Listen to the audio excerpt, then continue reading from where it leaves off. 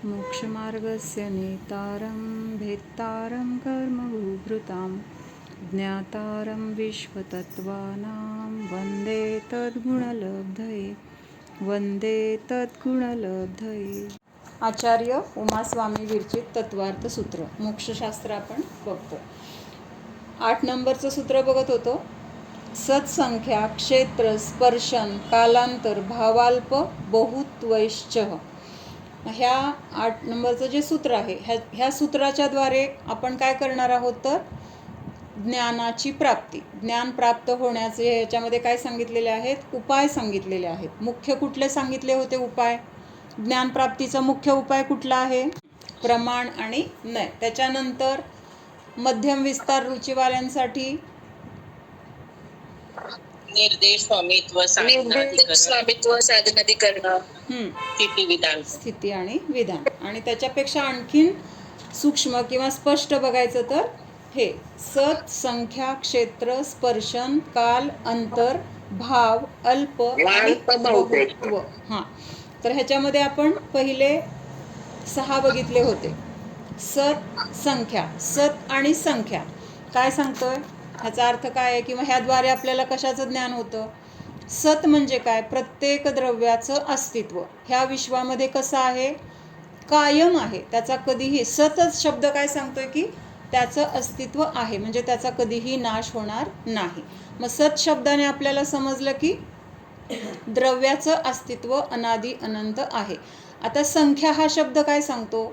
ज्या पदार्थांना आपण जाणले की हे पदार्थ सत आहेत, मग त्या पदार्थांची संख्या किती आहे. म्हणजे पहिल्यांदा आपल्याला एवढंच कळलं होतं की पदार्थ आहेत, त्यांचं अस्तित्व आहे. आता संख्या हा शब्दाने आणखीन त्याचं काय होणार आहे, डिटेलमध्ये जाण्यासाठी किंवा आणखीन नक्की किती द्रव्य आहेत, त्यांची संख्या किती आहे, तर हा आपल्याला संख्या ह्या शब्दाच्या द्वारे लक्षात येतं की जीवद्रव्य किती आहेत, अनंत आहेत. त्याच्यानंतर उद्गल जीवाच्या अनंतपट, धर्म अधर्म आणि आकाशद्रव्य प्रत्येकी एक एक एक आहेत. आणि कालद्रव्य किती आहेत? कालद्रव्य असंख्यातच आहेत. त्याला असंख्यात पण म्हणायचं नाही किंवा अनंत पण म्हणायचं नाही. कालद्रव्य असंख्यात आहेत. त्याच्यानंतर क्षेत्र आणि स्पर्शन. क्षेत्रमध्ये आपल्याला काय समजतं की ह्या द्रव्यांचं अस्तित्व कुठल्या ठिकाणी आहे, कुठल्या क्षेत्रामध्ये ही द्रव्य आढळतात, तर त्याला काय म्हटलेलं आहे, क्षेत्र. मग आता ही 6 द्रव्य जी बघितली त्यांचं क्षेत्र कुठलं आहे? मुख्यतेने सांगितलं तर आकाशद्रव्य.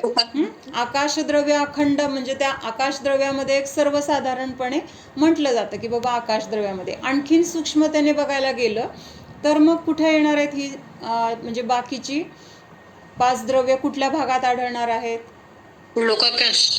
लोकाकाशमध्ये. म्हणजे अलोकाकाशामध्ये हे बाकीचे 5 द्रव्य, आकाशद्रव्य सोडून बाकीची 5 द्रव्य आढळणार नाहीत. कुठं?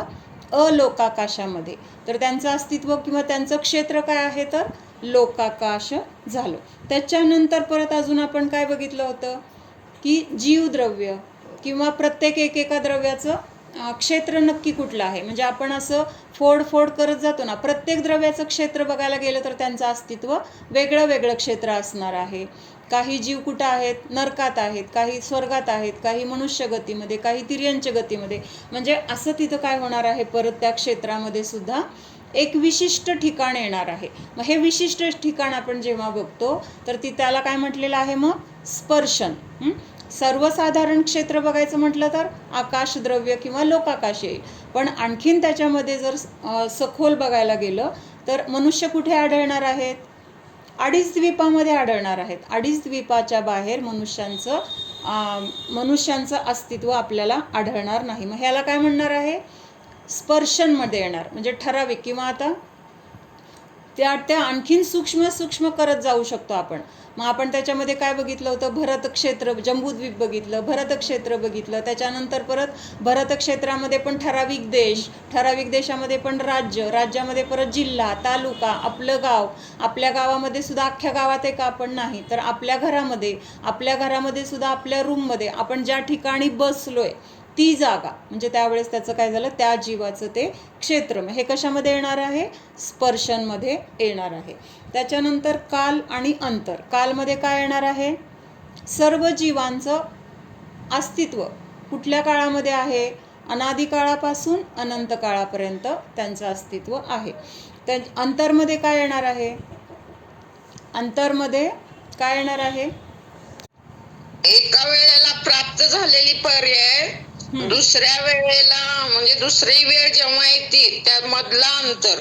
म्हणजे आता समजा मनुष्य आहे, मनुष्य जन्म संपल्यानंतर बाकीच्या अनेक गतीमध्ये तो जीव फिरला आणि परत त्याला मनुष्यगती प्राप्त झाली, तर पहिलं मनुष्य पर्याय सोडल्यापासून परतची मनुष्य पर्याय प्राप्त होईपर्यंतचा जो कालावधी आहे, तर त्याला काय म्हटलेलं आहे, अंतर असं म्हटलेलं आहे. म्हणजे एक पर्याय नष्ट झाली, परत त्या स्वरूपाची पर्याय जेव्हा मिळणार आहे, तर ती पर्याय मिळेपर्यंतचा जो काळ आहे, तर त्याला काय म्हटलेलं आहे, अंतर असं म्हटलेलं आहे. भाव आणि अल्प बहुत्व. आता भावमध्ये काय येणार आहे, गुणों अथवा औपशमिक, क्षायिक आदि 5 भावों को भाव कहते हैं.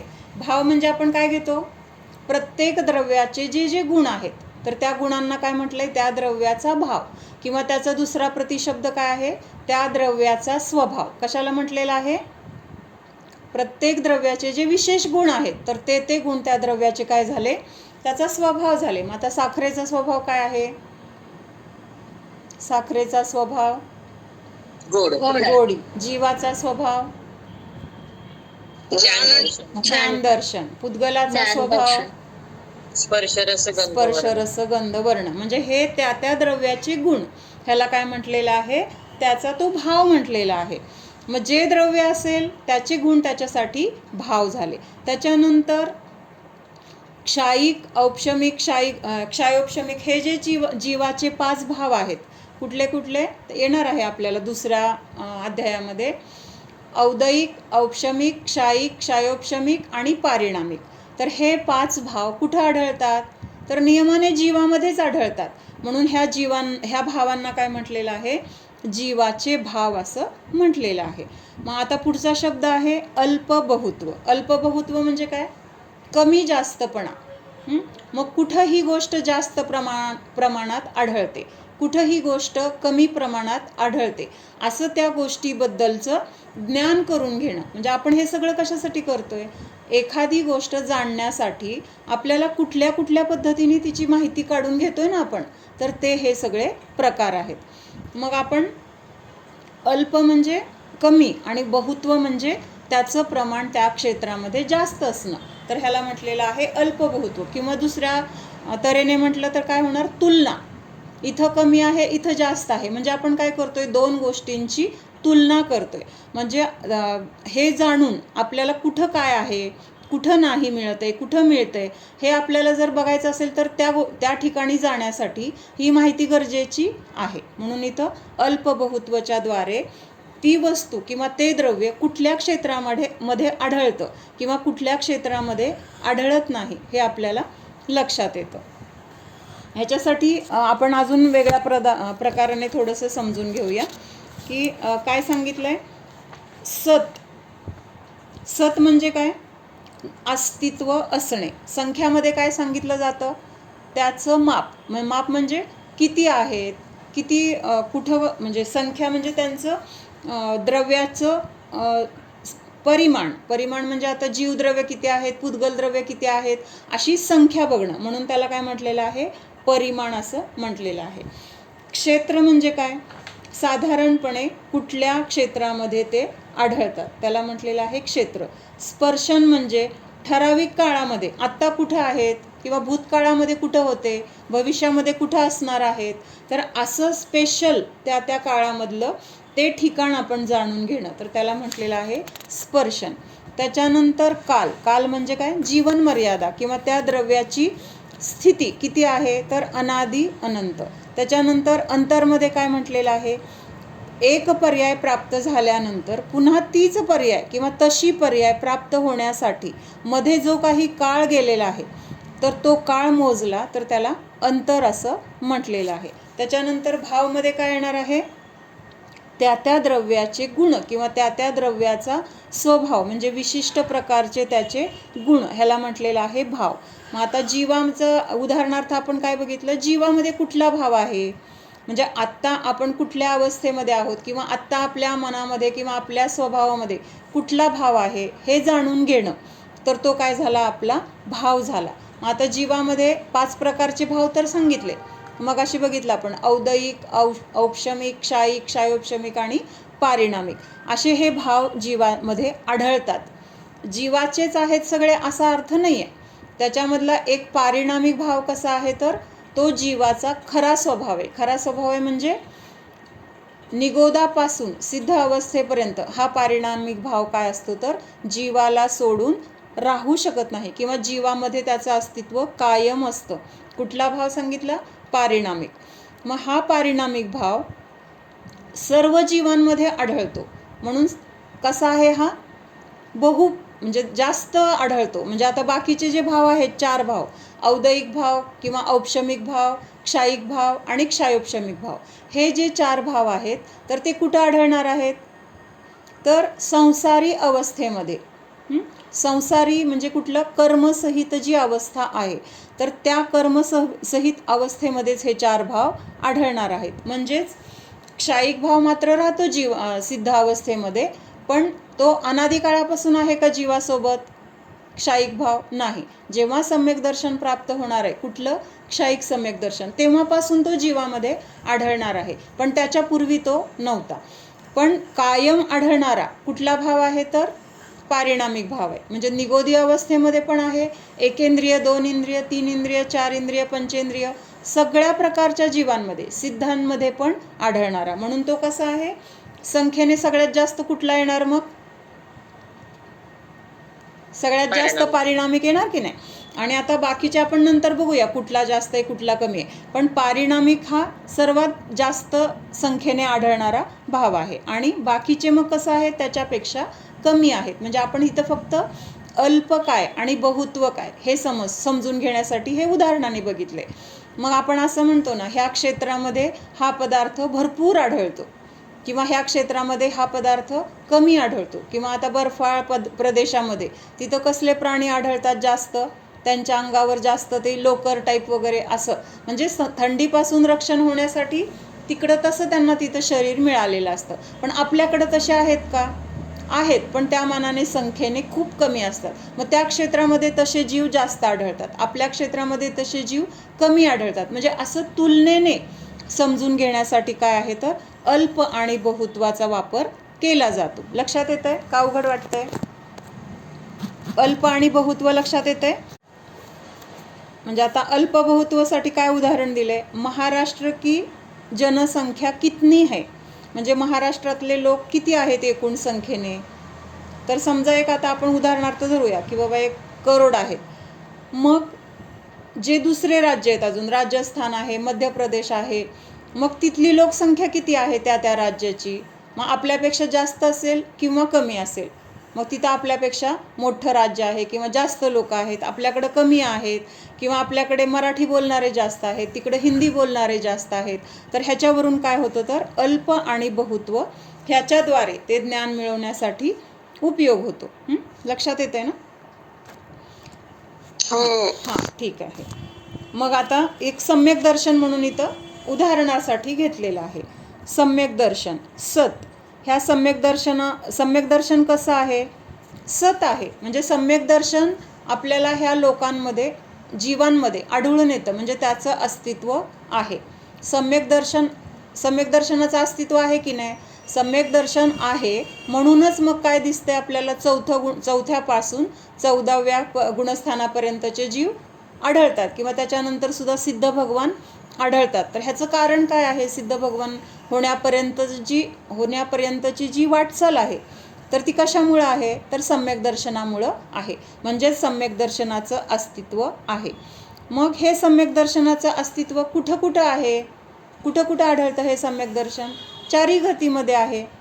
4 गतीमधल्या जीवांना हे सम्यक दर्शन होऊ शकतं की नाही, किंवा 4ही गतीमध्ये सम्यक दर्शनवाले जीव आढळतात की नाही, तर हो. म्हणून काय सांगितलंय, 4ही गतीमध्ये हे सम्यक दर्शनाचं अस्तित्व आहे.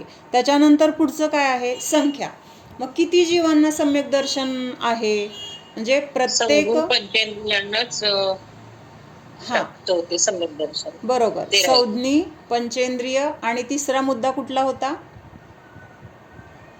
संज्ञी पंचेंद्रिय सगळे आहेत, सगळ्यांना सम्यक दर्शन होऊ शकतं. भव्य पाहिजे. मुख्य काय आहे तर भव्य जीव, तर त्यांना सम्यक दर्शन प्राप्त होऊ शकतं. पण सम्यक दर्शन प्राप्त झालेलं दिसतंय किंवा सम्यक दर्शनाच्या द्वारे अरिहंत सिद्ध अवस्था होते, म्हणजे ह्याच्यावरून आपण इथं सत बघतोय. सत म्हणजे काय? सम्यक दर्शनाचं अस्तित्व आहे, चारही गतीमध्ये आहे, हे इथं समजलं. त्याच्यानंतर आता सम्यक दृष्टी जीव किती आहेत, म्हणजे त्यांची संख्या किती आहे, ह्याचं ज्ञान करण्यासाठी कुठल्या गतीमध्ये कुठल्या प्रकारचं सम्यक्त्व होऊ शकतं किंवा त्या सम्यक दर्शन प्राप्त झालेल्या जीवांची संख्या किती आहे, औपचामिक सम्यक दर्शनवाले जीव किती आहेत, क्षायिक सम्यक दर्शनवाले जीव किती आहेत, क्षायोपशमिक सम्यक दर्शनवाले जीव किती आहेत, तर हे सगळं आपण जाणून घेणं. प्रत्येकाची संख्या वेगळी आहे. औपचामिकवाले वेगळी संख्या आहे, क्षायिकवाली वेगळी आहे आणि क्षायोपशमिकवाली वेगळी आहे. असं प्रत्येकाची संख्या जाणून घेणं, तर ह्याला काय म्हटलेलं आहे? संख्या जाणून घेण्यासाठी म्हणजे संख्याच्या द्वारे हे सम्यक दर्शन कुठल्या जीवांना कुठल्या प्रकारचं आहे किंवा ते किती आहेत हे बघणं. संसारामध्ये चारही गतीमध्ये असंख्यात सम्यक दृष्टी आहेत. एक सर्वसाधारणपणे आपण बघितलं. मग संख्या किती आहे सम्यक दृष्टी जीवांची? असंख्यात सम्यक दृष्टी म्हटलेलं आहे. जर मोजायला गेलं तर काय होणार आहे? असंख्यात एवढ्या संख्येने ते जीव आढळतात. मग 7व्या नरकामध्ये सुद्धा किती आहेत सम्यक दृष्टी जीव? तर 7व्या नरकामध्ये सुद्धा असंख्यात एवढे जीव सम्यक दृष्टी आहेत. मग नरकामध्ये असंख्यात आहेत आणि एकूण पण असंख्यात आहेत, अशी आपल्याला शंका येते का? अगोदर काय म्हटलं की सम्यक दृष्टी जीवांची संख्या किती आहे? असंख्यात आहे. मग नरकामध्ये किती आहेत सम्यक दृष्टी? तर तिथं पण असंख्यात आहे. मग सगळे जीव नरकातच आहेत का? मग असंख्यात, तिथं पण असंख्यात म्हणतोय आणि एकूण संख्या किती आहे तर ती पण असंख्यात म्हणतोय. मग कसं काय? काय प्रियांका भाभी?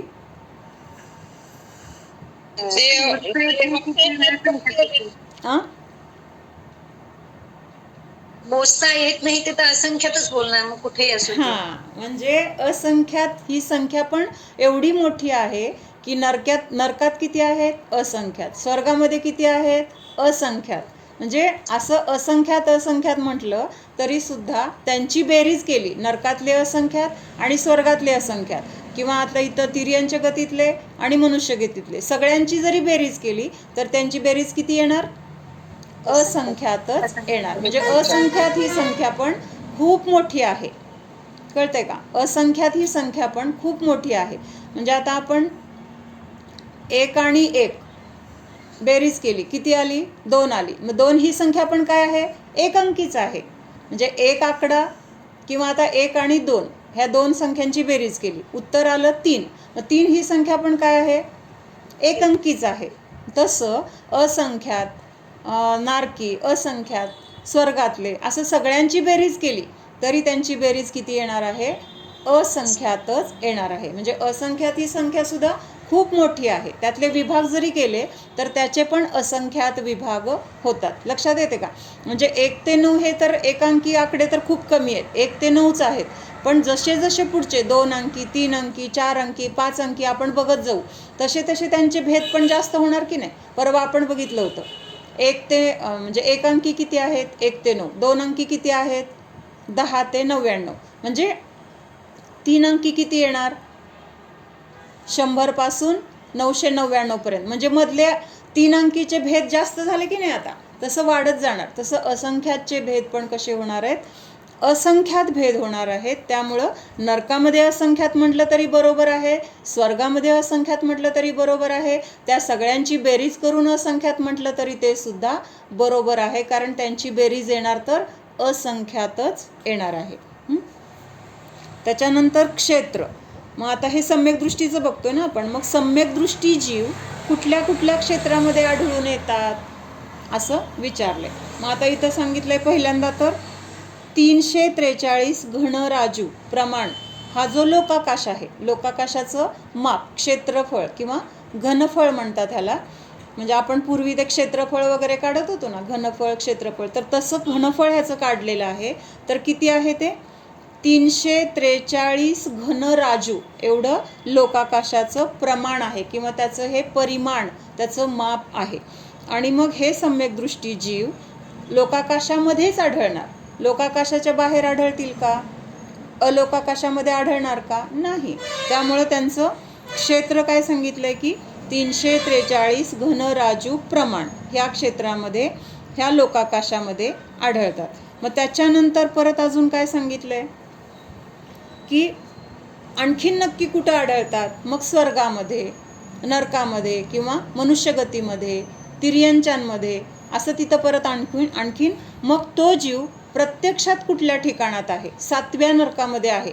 मग ते त्याचं काय झालं? स्पर्शन, विशिष्ट ठिकाण, ज्या ठिकाणी त्या जीवाचं आत्ता अस्तित्व आहे, तर ते झालं स्पर्शन. त्याच्यानंतर कालामध्ये काय येणार आहे?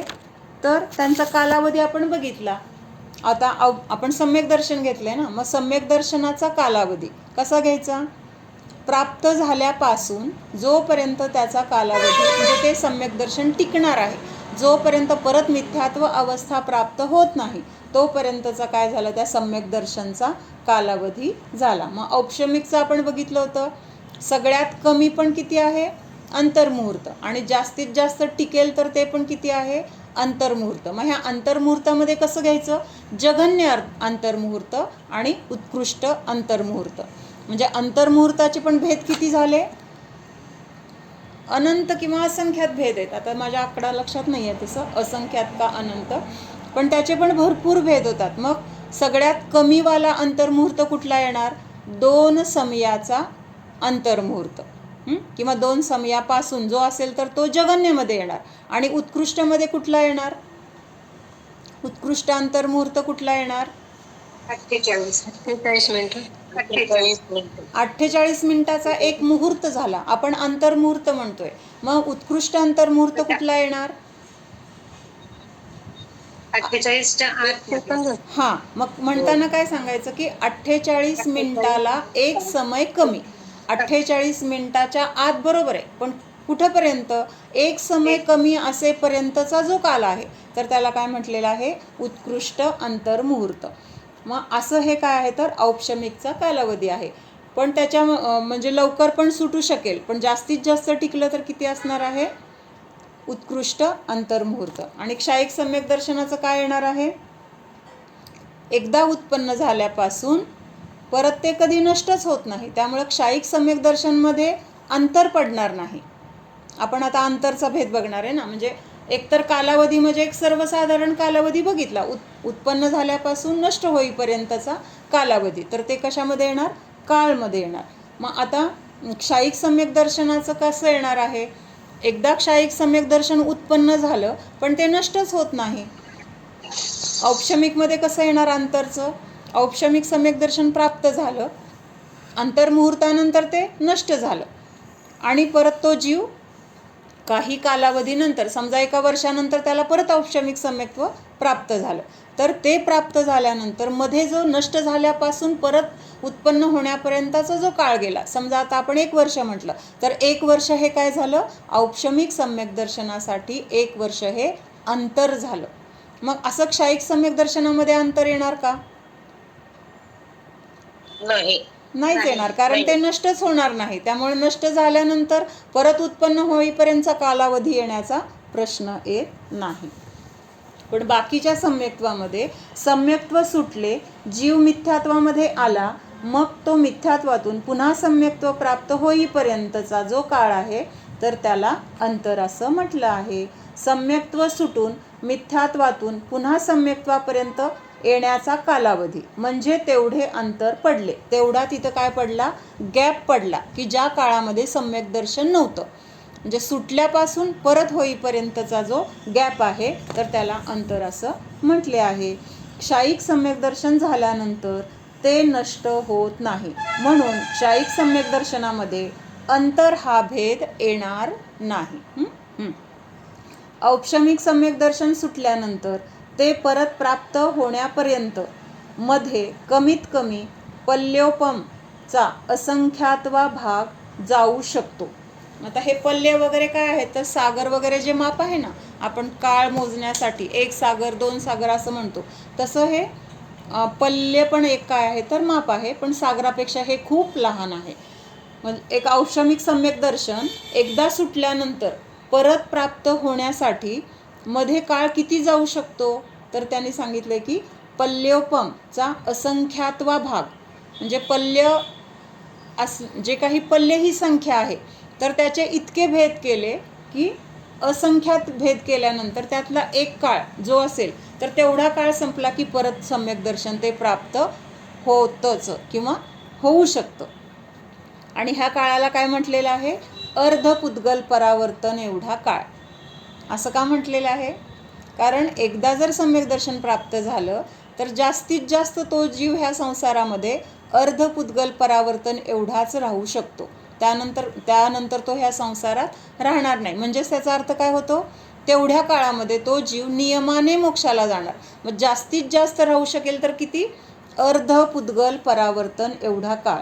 म्हणजे समजा सम्यक दर्शन सुटलं, जर प्राप्त झाल्यानंतर सुटलं आणि खूप काळ सम्यक दर्शन प्राप्त झालं नाही तर जास्तीत जास्त किती काळ जाईल, अर्धपुद्गल परावर्तनाला थोडा कमीच.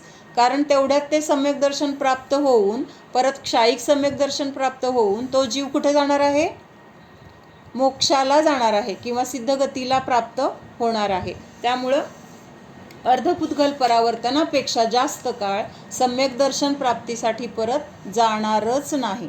त्याच्या अगोदर लवकर होईल, पण जास्तीत जास्त सम्यक दर्शन होऊन तो जीव ह्या संसारामध्ये राहील तर किती राहील, अर्धपुद्गल परावर्तन काळ एवढा राहणार आहे. पुढं काय सांगितलंय, एक विशेष माहिती आहे. कर्मभूमि में औपशमिक सम्यक दर्शन एक बार ही हो सकता है, क्योंकि छूटने के बाद पल्योपम का असंख्यातवा भाग होने तक पुनः नहीं हो सकता. म्हणजे तेवढं आयुष्य पण तेवढं नसतं. त्यामुळं कर्मभूमीमध्ये म्हणजे इथं आत्ता आपण चौथा काळ किंवा पंचम काळ, षष्टम काळ हे सगळे कर्मभूमीचे काळ आहेत. मग ह्या काळामध्ये जर एकदा औपशमिक सम्यक दर्शन प्राप्त झालं आणि ते जर सुटलं तर पुन्हा पल्ल्याचा असंख्यातवा भाग पूर्ण होईपर्यंत सम्यक दर्शन प्राप्त होत नाही असं सांगितलंय. आणि क्षायोपशमिक सम्यक दर्शन जे आहे ते परत परत प्राप्त होतं, म्हणजे सुटलं तरी लगेच प्राप्त होऊ शकतं. तसं औपशमिक सम्यक दर्शन प्राप्त होत नाही लगेच असं सांगितलं. आता अल्पबहुत्वमध्ये काय सांगितलंय, औपशमिक सम्यक दृष्टी जीव सगळ्यात कमी आहेत. मगाशी म्हणलं होतं ना, आता कुठल्या सम्यक दर्शनवाल्या जीवांची संख्या किती आहे तर इथं सांगितली. काय सांगितली, सगळ्यात कमी सम्यक दृष्टी जीव कुठल्या सम्यक्त्वामध्ये आहेत, औपशमिक सम्यक्त्ववाले जीव सगळ्यात कमी आहेत. त्याच्यानंतर औपशमिक सम्यक्त्वाच्या असंख्यात पटीने जास्त, म्हणजे औपशमिक सम्यक दृष्टी जीव त्यांना असंख्यात गुणलं, असंख्यात संख्येने गुणल्यानंतर जी संख्या येईल तर ती संख्या कुणाची आहे, क्षायिक सम्यक दृष्टी जीवाची आहे. लक्षात येते का, काय सांगितलं, क्षायिक सम्यक दृष्टी क्षायोपशमिक, मी क्षायिक म्हटलं असलं तर नाही, क्षायिकच आहे.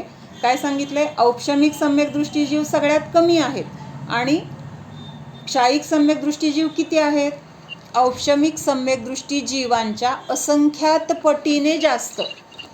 लक्षात येते का, उघड वाटतंय? दोनच प्रकार आहेत ना, उपशम आणि क्षायिकच करतात ना सम्यक दृष्टी. तर औपशमिक सम्यक दृष्टीची जेवढी संख्या आहे त्याच्यापेक्षा असंख्यात पटीने जास्त कोण आहेत तर क्षायिक सम्यक दृष्टी जीव आहेत. जीवाच्या अपेक्षेने असंख्यात पट अधिक आहेत. हा बरोबर. आणि क्षायोपशमिक सम्यक दृष्टी जीव त्याही पेक्षा असंख्यात पट आहे. अच्छा, म्हणजे तिसरं क्षायोपशमिक जीव क्षायिक सम्यक दृष्टीच्या पण असंख्यात पट आहेत. एकदा बघूया, सगळ्यात कमी सम्यक दृष्टी जीव औपशमिक सम्यक्त्व वाले. क्षायिक सम्यकदृष्टी जीव किती आहेत? औपशमिक सम्यकदृष्टी जीवांच्या असंख्यात पट. आणि क्षायोपशमिक सम्यकदृष्टी जीव किती आहेत? क्षायिक सम्यकदृष्टी जीवांच्या असंख्यात पट आहेत. हां, तर इथलं वाचते मी. सत, संख्या, क्षेत्र, स्पर्शन, काल, अंतर, भाव और अल्पबहुत्व इन 8 अनुयोगों के द्वारा भी पदार्थ का ज्ञान होता है.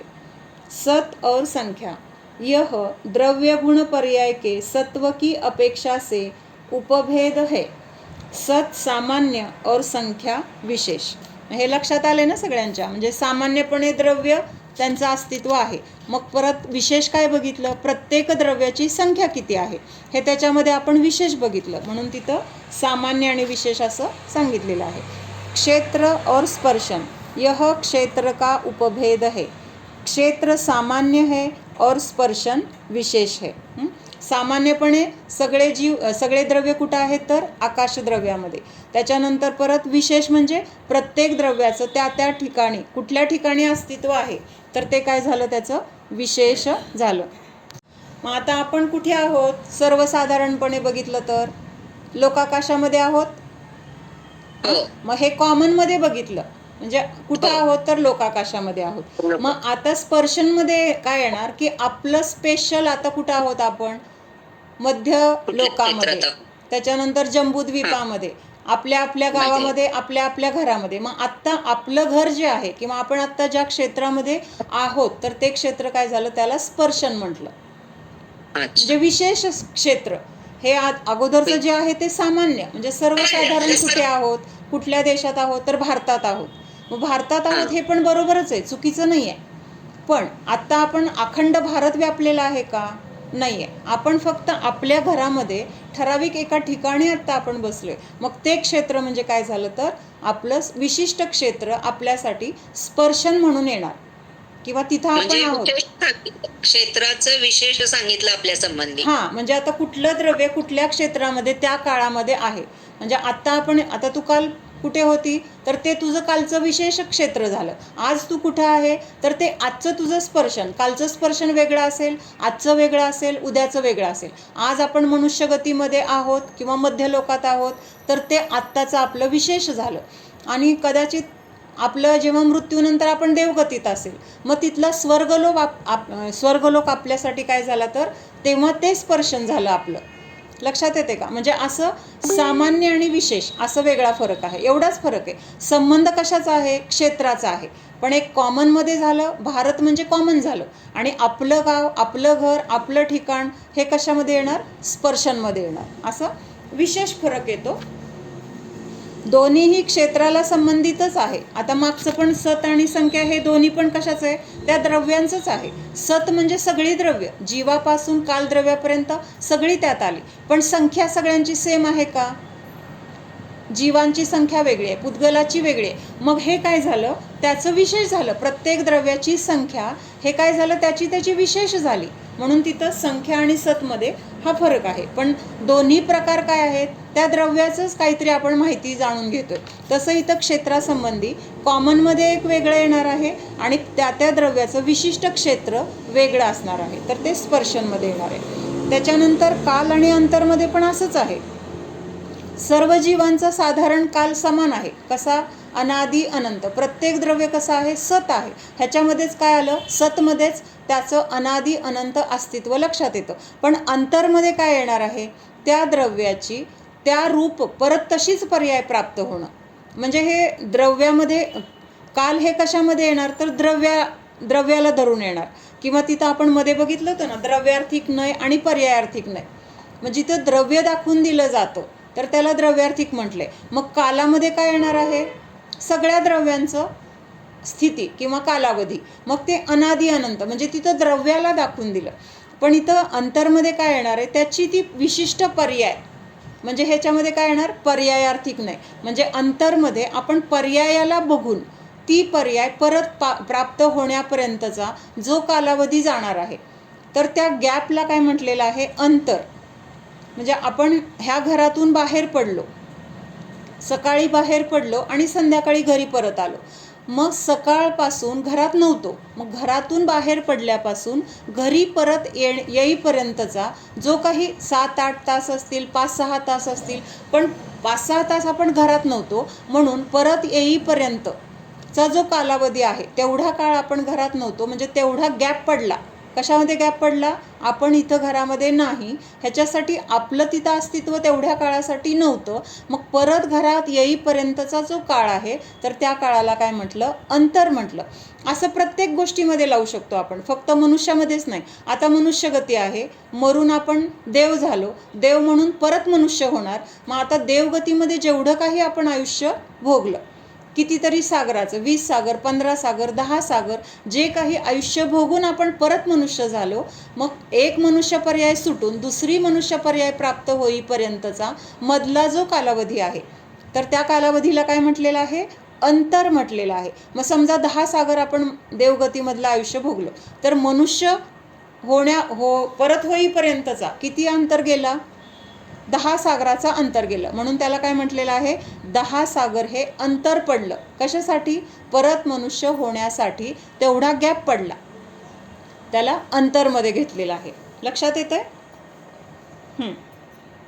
त्याच्यानंतर पुढचं आहे भाव आणि अल्पबहुत्व. आता भावमध्ये काय येणार आहे? दर्शन, आपला स्वभाव, ज्ञान, दर्शन किंवा प्रत्येक द्रव्याचा त्याचा जे काही गुण आहेत तर ते काय आहेत? तर त्याचा स्वभाव म्हटला जातो. मग आता ह्याच्यामध्ये आपण एक उदाहरणासाठी बघितलं होतं की पारिणामिक भाव सर्व जीवांमध्ये आहे. कुठल्या जीवांमध्ये पारिणामिक भाव नाही असं आहे का? जसं भव्य आणि अभव्य हे सगळ्या जीवांमध्ये आढळत नाही. काही जीव भव्य असतील, काही जीव अभव्य आहेत. मग जे अभव्य आहेत त्यांच्यामध्ये भव्यत्व तिन्ही काळामध्ये येणार नाही, आणि जे भव्य आहेत त्यांच्यामध्ये अभव्यत्व तिन्ही काळामध्ये येणार नाही. म्हणजे तिथं जीव जरी कॉमन सगळे एकत्र असले तरी भव्य जीव हे नियमाने तेवढेच असणार आहेत आणि अभव्य जीव हे नियमाने तेवढेच असणार आहे. म्हणजे दोघांची संख्या कशी असणार आहे? फिक्स असणार आहे. पण भव्य जीवांची संख्या अभव्यापेक्षा खूप जास्त आहे. काय सांगितलं? भव्य जीवांची संख्या अभव्यापेक्षा खूप जास्त आहे. मग हा तिथं आपण काय केलं? तुलना केली. म्हणजे भव्य जीव जास्त आहेत, अभव्य जीव कमी आहेत, किंवा अभव्यापेक्षा भव्य जास्त आहेत, भव्यापेक्षा अभव्य कमी आहेत. मग ही जी तुलना आहे तर त्याला काय म्हटलेलं आहे? अल्पबहुत्व. मग अल्प कोण झाले? अभव्य जीव अल्प झाले, आणि भव्य जीव कोण झाले? बहु झाले, म्हणजे जास्त प्रमाणात झाले. तर असं हे काय आहे? तर इथं मोजमाप करण्याची ही जी पद्धत आहे तर त्याला तिथं अल्पबहुत्व म्हटलेलं आहे. मग अल्पबहुत्वामध्ये काय सांगितलंय? अन्य पदार्थ की अपेक्षा से वस्तु की हीनता अधिकता के वर्णन को अल्पबहुत्व कहते हैं. सांगते मला सत आणि निर्देश ह्या दोन्हीचं अर्थ कोण सांगते? सत कशाला म्हटलंय आणि निर्देश कशाला म्हटलंय? त्या द्रव्याकडे आपण निर्देश केला, त्या द्रव्याकडे आपण काय केला? हे द्रव्य आम्हाला जाणायचे असं आपण म्हणलं तर ते निर्देशमध्ये येणार. हाँ, यदि सत शब्द निर्देश है वह सामान्य कथन है और सत है वह विशेष कथन है. म्हणजे त्याच्यात परत त्यांनी विशेष आणि सामान्य केलेलं आहे. म्हणजे आता सगळीच द्रव्य सत आहेत, द्रव्याकडे आपण काय केला? निर्देश केला. पण हे विशेष, हे द्रव्य काय केले? सत है वह विशेष कथन आहे. पण त्यांची वैशिष्ट्य काय आहे? त्या द्रव्यांचे, सगळे द्रव्य आहेत, त्यांचं वैशिष्ट्य काय आहे? तर ते द्रव्य सत आहेत, त्यांचा कधीही नाश होत नाही. अशा पद्धतीने त्यांनी तिथं विशेष करून सांगितले. सामान्यतः सम्यक दर्शनादि के अस्तित्व को बताने वाला हो तो निर्देश में उसका समावेश हो जाएगा. काय सांगितले? सामान्यतः सम्यक दर्शनाचं अस्तित्व म्हणजे काय? सम्यक दृष्टी जीव आहे किंवा सम्यक दर्शन प्राप्त झालेला आहे, मग तो सम्यक दृष्टी जीव असा आपण निर्देश करतो की नाही? सम्यक दर्शन तर प्राप्त झालेलं आहे, पण आपल्याला सांगायचं बाबा हा जीव कसा आहे? क्षयी. आता आपण श्रेणिकाच्या बाबतीत काय म्हणणार? गॅरंटीनी म्हणतो की नाही त्याला सम्यक दर्शन आहेच. शंका आहे का? नाही, कारण ते त्याला सम्यक दर्शन जे प्राप्त झालंय असं झालंय की ते नष्टच होणार नाही आहे. मग श्रेणिकाकडे आपण, हा श्रेणिक आहे, हा सम्यक दृष्टी आहे, असं आपण काय केलं, त्याच्याकडे निर्देश केला असं म्हणता येते. की त्याच्याकडे तो सम्यक दृष्टी आहे असं दाखवण्यासाठी आपण जे बोलणार तर ते काय आहे, त्याला निर्देश असं म्हटलं जाईल. किंतु गति, इंद्रिय, काय, योग और 14 मार्गणाओं में किसी जगह किस तरह का सम्यक दर्शन होता है और किस तरह का नहीं, ऐसा विशेष ज्ञान सत से होता है, निर्देश से ऐसा ज्ञान नहीं होता, यह सत और निर्देश में अंतर है. तर थोडंसं अवघड वाटतंय हे. काय सांगितलंय, गती, इंद्रिय, काय, योग आदी 14 मार्गणा.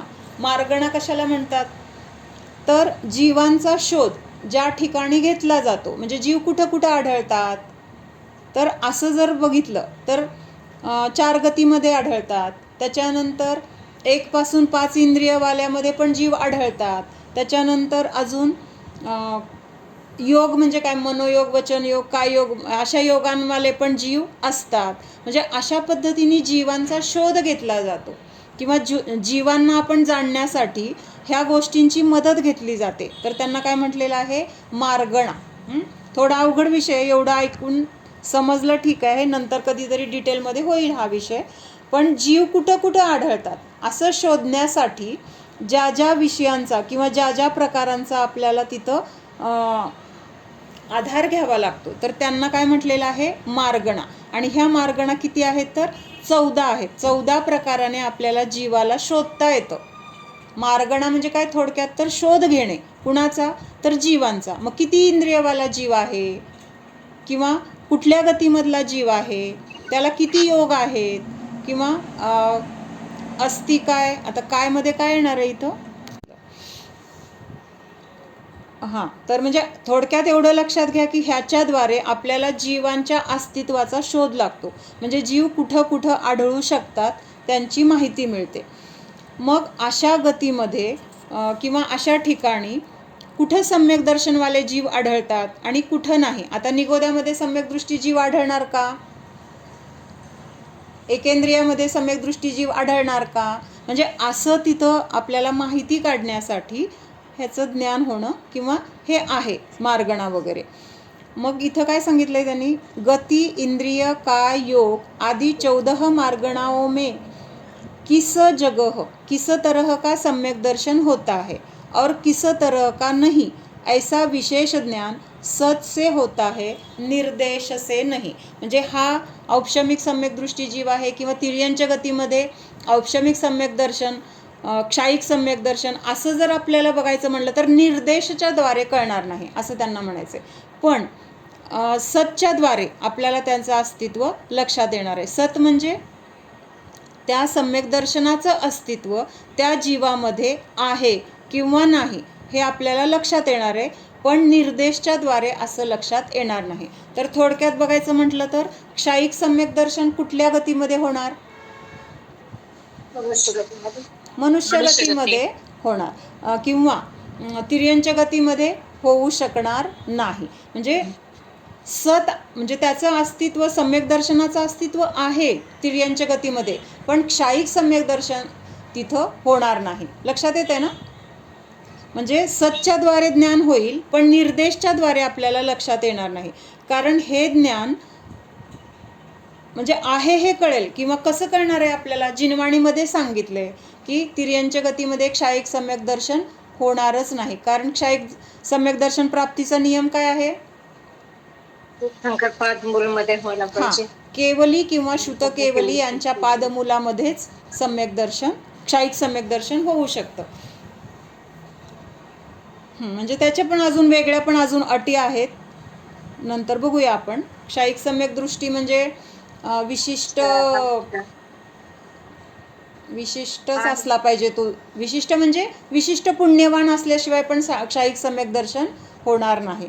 म्हणजे त्यामुळे तिथं निर्देश आपल्याला करता येणार नाही की तिर्यंच्या गतीमध्ये क्षायिक सम्यक दर्शन तर नाहीच. म्हणजे जाऊ दे, हे फार विषय, पण ते पण फरक लक्षात येण्यासाठी थोडं, तिर्यंच्या गतीमध्ये सम्यक दर्शन आहे हे आपल्याला जिनवाणीच्या द्वारे समजू शकेल. पण ह्या जीवाला औपशमिक सम्यक दर्शन आहे हे आपल्याला तिथं लक्षात येणार नाही. म्हणजे आपण तिथं निर्देश करू शकणार नाही की ह्या जीवाला औपशमिक सम्यक दर्शन आहे किंवा क्षायोपशमिक सम्यक दर्शन आहे, असा निर्देश आपण तिथं करू शकणार नाही. तिर्यंच्या गतीमध्ये कॉमनमध्ये तिथं औपशमिक सम्यक दर्शन होऊ शकतं किंवा असतं असं आपण म्हणणं, तर हे काय झालं, सत झालं. पण ह्या जीवाला ते आहे असा निर्देश आपण करू शकणार नाही असं मला वाटतंय बरं का. म्हणजे त्याचा अर्थ असा आहे असं मला वाटतंय. पुढचं, इस सूत्र में सत शब्द का प्रयोग किस लिए किया है? अनधिकृत पदार्थों का भी ज्ञान करा सकने की सत शब्द की सामर्थ्य है.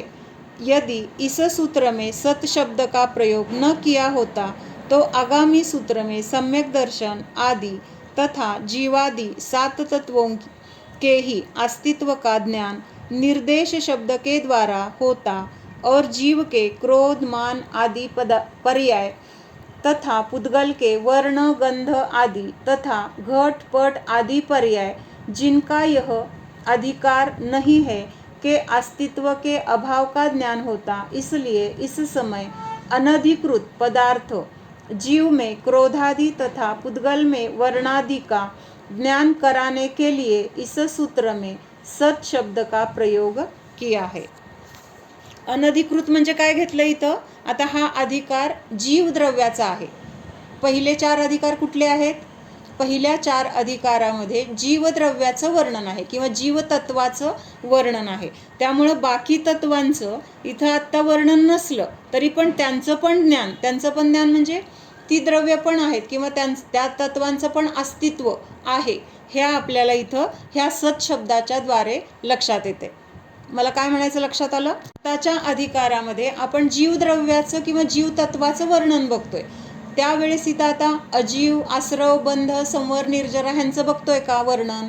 किंवा त्यांची माहिती आत्ता चालू आहे का? नाही, फक्त जीवद्रव्याचं चाललेलं आहे. मग असं असताना सुद्धा बाकीच्या द्रव्यांचं पण अस्तित्व आहे की नाही? त्यांचं अस्तित्व आहे, फक्त आत्ता तिथं आपण त्यांची चर्चा नाही आहे किंवा त्याचं आपण ज्ञान करून घेत नाही, पण त्यांचं अस्तित्व आहे हे दाखवण्याचं सामर्थ्य ह्या सत शब्दामध्ये आहे. यदि इस सूत्र में सत शब्द का प्रयोग न किया होता तो आगामी सूत्र में सम्यक दर्शन आदि तथा जीवादि 7 तत्वों के ही अस्तित्व का ज्ञान निर्देश शब्द के द्वारा होता और जीव के क्रोध मान आदि पर्याय का तथा पुद्गल के वर्ण गंध आदि तथा घटपट आदि पर्याय जिनका यह अधिकार नाही है. म्हणजे आत्ता ह्यांचं वर्णन इथं नाही आहे पुद्गलाचं किंवा त्या पुद्गलाच्या ज्या पर्याय आहेत, घट पट. घट म्हणजे काय? घडा वगैरे. पट म्हणजे काय? वस्त्र वगैरे. किंवा पुद्गलाचे जे गुण आहेत, वर्ण, स्पर्श, रस, गंध, तर ह्यांचं वर्णन आता इथं नाही किंवा ह्या अधिकारामध्ये नाही, तरीसुद्धा त्यांचं अस्तित्व आहे हे आपल्याला ह्या सत शब्दाच्या द्वारे कळतंय. जर हा सत शब्द वापरला नसता तर ह्यांचं अस्तित्व धोक्यात आलं असतं. म्हणजे त्यांचं अस्तित्व नाही असं तिथं काय झालं असतं?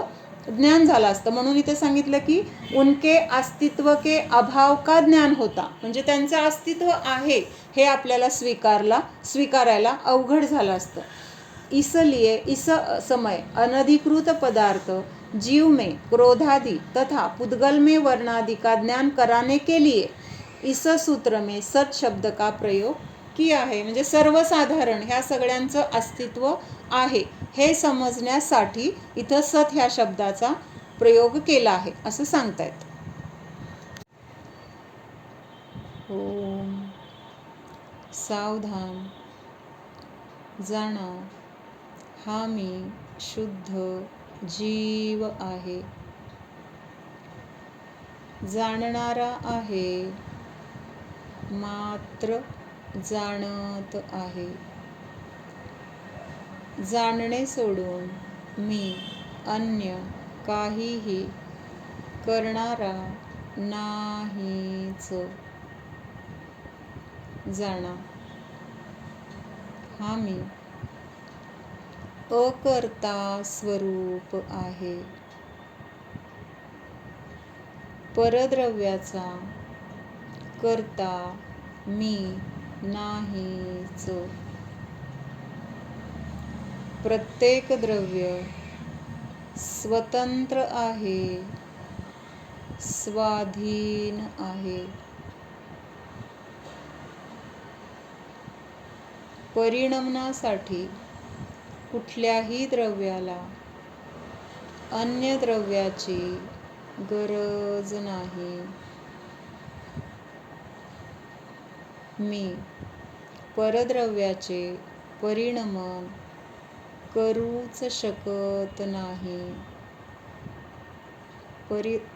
परद्रव्याच्या परिणमनाला मी मात्र जाणत आहे, जाणणारा आहे.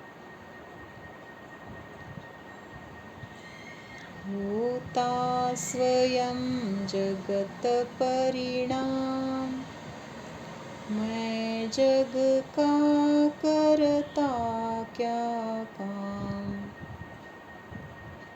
प्रत्येक द्रव्याचं परिणमन स्वतंत्र रूपाने चालू आहे.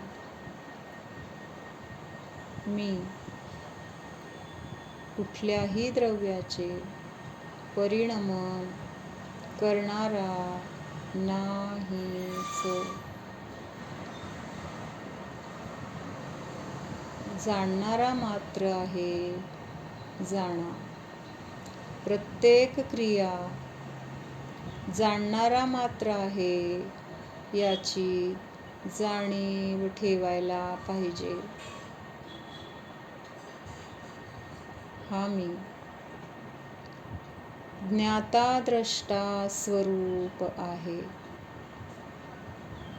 राग द्वेषाने रहित समता भाव स्वरूपी आहे.